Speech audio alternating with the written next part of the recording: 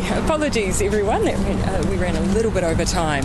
Look, I'll give a very quick run through of the day and a couple of reflections on different events before we open up for questions.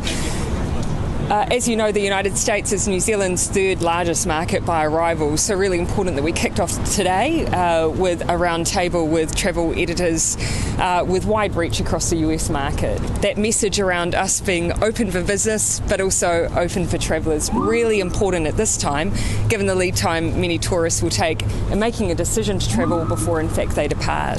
That was a really well received session, and no doubt will pay dividends in the long term, particular interest in the new direct flight from New York to Auckland. Secondly, again, I've mentioned before we departed how important it is as we travel with a business delegation to do as much as we can to open doors on their behalf.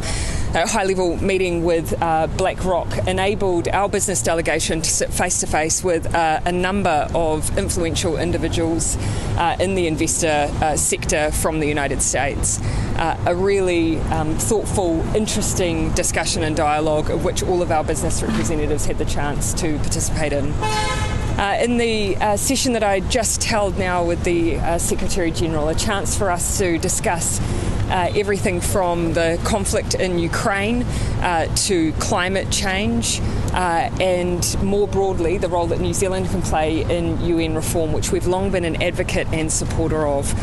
A really fruitful discussion, but really useful to hear the Secretary General's reflections on the current conflict. I'm really happy to take questions. And did you discuss the escalating tensions between the States and China? Look, predominantly our focus was on issues around climate sustainability, but also the war in Ukraine, given obviously that is top of mind for the world and the international community. What we see, though, separately, any reflection on the relationship between China and the United States, whilst ultimately that is a matter for them, what we will continue to advocate is for peace and stability in our region, and including in any discussions around increasing tensions around Taiwan. The Chamber of Commerce head made some very strong comments about it being a mistake that Donald Trump did not sign up to the TPP, nor Biden is pursuing it. Yeah. Do you see that as a good nudge to President Biden? Look, it's a very strong view that was represented at the meeting today around the benefits of the CPTPP for the business community in the United States. And of course, that comes as no surprise to New Zealand. And we will continue to be strong advocates of the United States, using that as their port of call for a meaningful trade option. Obviously, that hasn't been on the agenda domestically. They have proposed an alternate framework. Our mission as a country needs to be to keep our aspirations high, but also work with what's on the table. And if you get a meeting with President Biden, is that something you would push? I'll say privately what I say publicly, that ultimately the CPTPP is an existing framework that offers a significant amount from New Zealand's perspective.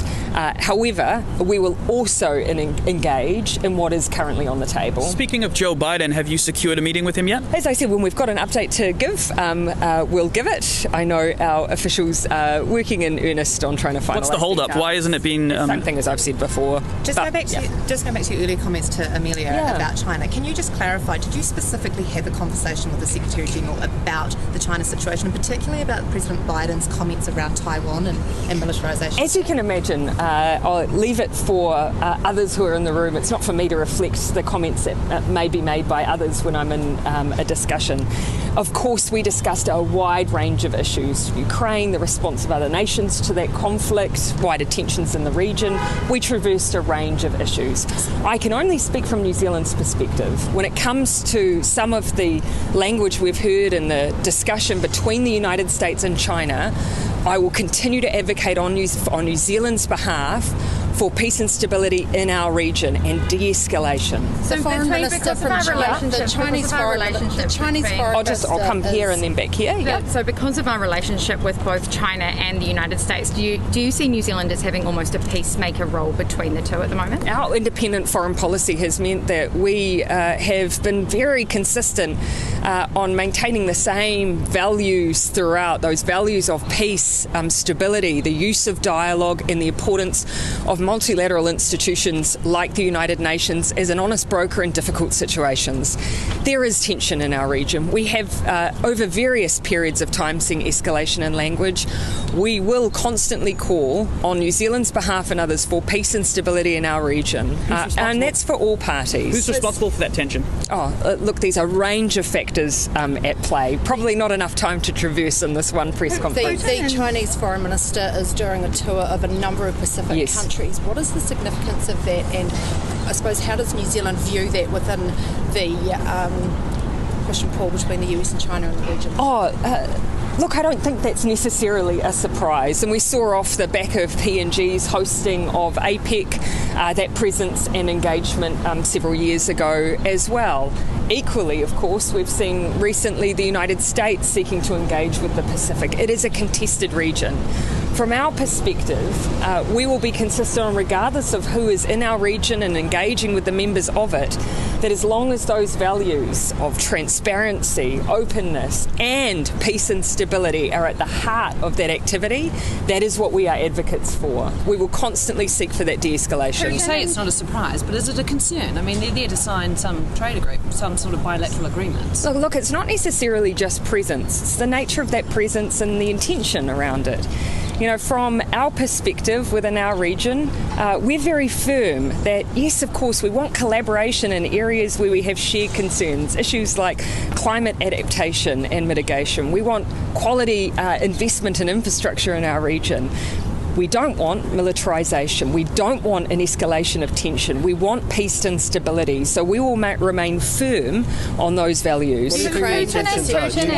You mentioned intention. What do you think the intention is? Oh, well, of course, you know, we will have those who are asking that question directly. And you've seen the answers that have most recently come out in response from the likes of the Solomon Islands and indeed China themselves. What we will question, though, is whether or not some of those arrangements are even necessary. Like, ultimately, we have those existing partnerships that New Zealand and Australia have offered, and they remain.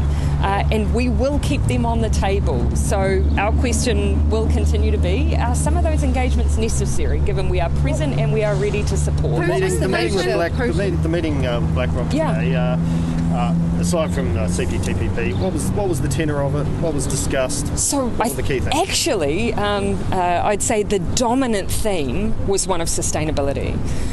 You'll see that Larry Fink issues a letter on a regular basis that is hotly anticipated by those both in business and politics.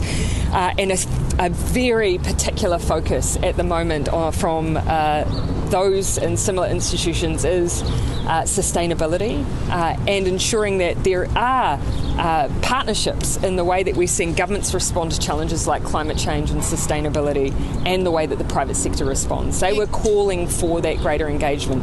What we were able to offer is a clear demonstration that in New Zealand, it's not just the private sector, it is the government championing these issues. We are often working hand in hand. Ukraine, what was the nature of your conversation with the Secretary General about that conflict? Ultimately, I was keen to hear his perspective.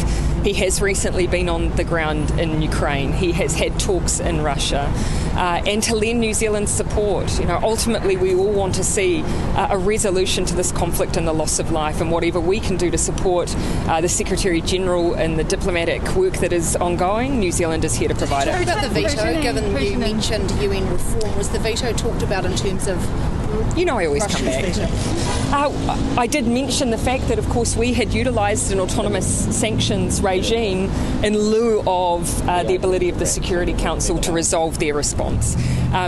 He is also aware of New Zealand's advocacy around reform of the UN, and so I spoke to that.